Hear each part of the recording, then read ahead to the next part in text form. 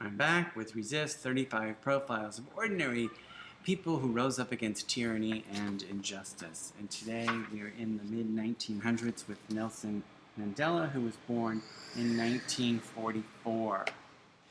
He said, "I learned that courage was not the absence of fear, but the triumph over it. The brave man is not he who does not feel afraid, but he who conquers that fear." He did not start out wanting to be political. He did not know he would one day become president of his country. When Nelson Mandela was young, he loved ballroom dancing and the theater. He was a long-distance runner and an amateur boxer. He loved gardening. As he was growing up in South Africa, a system of oppression was also rising. The system was called apartheid, and it formalized and legalized discrimination against an entire race of people. See, blacks were the majority in South Africa, but the white minority ruled. Apartheid codified that rule and made it law. As Nelson Mandela grew older, he joined the African National Congress, an organization formed to advocate for the voting rights of all citizens to end apartheid. He did not imagine a life in politics.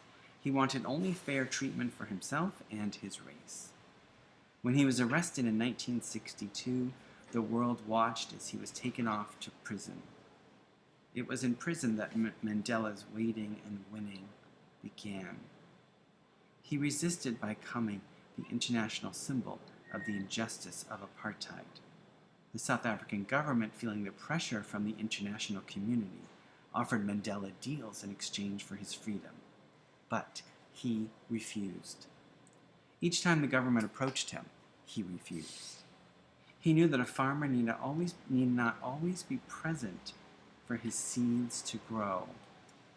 He knew that while he was on the inside, the anti-apartheid work continued outside. Eventually, the minority government was forced to topple. Mandela was released in 1990 after 28 years in prison. And he began the difficult work of mending all that had been broken in the democracy of South Africa. In 1994, he was elected president. But he did not use his power to punish. Rather, he sought peace, becoming a symbol of hope and justice for people all around the world. So the lesson is here. We do not need to see ourselves as heroes to change the world.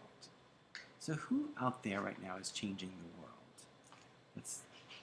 I think someone like Amanda Gorman is changing the world with her grace and her poetry, her words, her talent. She was amazing at the inaugural, and she was really great at the Super Bowl. And I think her presence and her words are changing the world. So who else is changing the world? Think about that, write about that in your journal. I'll see you next time. Bye.